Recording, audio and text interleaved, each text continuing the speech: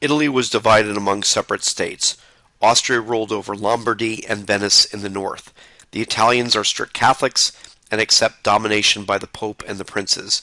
The north had industrialized while the south had not. Therefore, the majority of Italians did not seek liberal reforms and unification. However, Napoleon's invasion unleashed liberal views.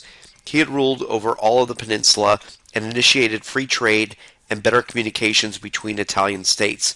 When Napoleon was defeated, merchants wanted to keep that tradition, the ancient tradition of a unified Roman Empire. The glorious days of the Renaissance captivated the Italians to come together and expel the Austrians from their homeland. Giuseppe Mazzini was a member of the Carbonari, a secret society drawn from the middle class and the army.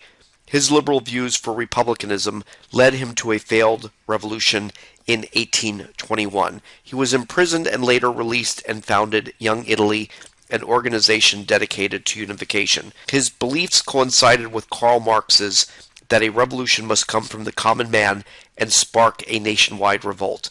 Several times he failed in separate revolutions.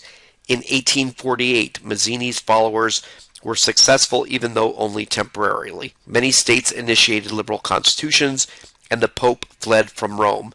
However, French and Austrian troops eventually subdued the revolutions and restored power back to the conservatives. So Mazzini failed. Camillo Benso di Cavour was the chief minister for the government of Piedmont Sardinia. This state was governed by an Italian dynasty. Cavour faulted Mazzini for only relying on the masses. He wanted all the Italians, including the wealthy merchants and aristocrats, to show their nationalism to drive the Austrians from northern Italy. The Piedmont region opened up to a new manufacturing, initiated land reform, and promoted lower taxes. England and France feared the growth of Russia and initiated a failed attempt to overthrow the Tsar. This was known as the Crimean War. The Crimea is a peninsula that juts down from the Ukraine into the Black Sea. The Piedmont joined the French and the British. Following the conflict, the French, under its new emperor, Napoleon III, Louis Napoleon became the emperor, signed a secret defense pact.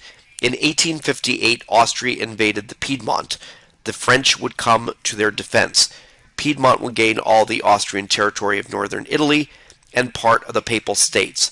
In return, France would gain Nice and Savoy from the Piedmont. Austria did declare war and was quickly routed. However, Napoleon reneged on the deal.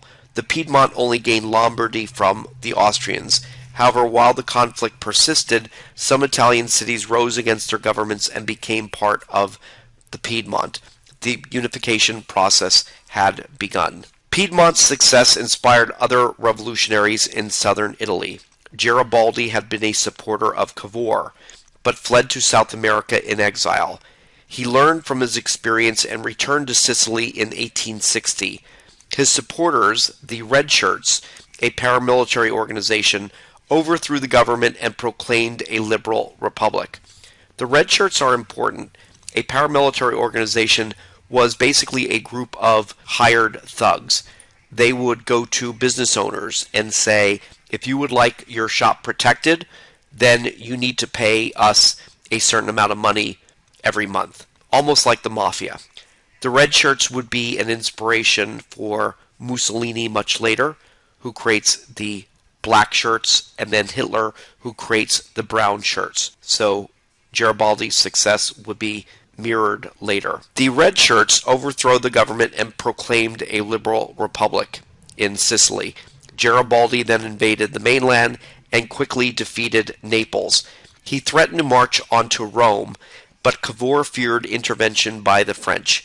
Instead, Piedmont invaded the other papal states, and Garibaldi's republic joined with the Piedmont.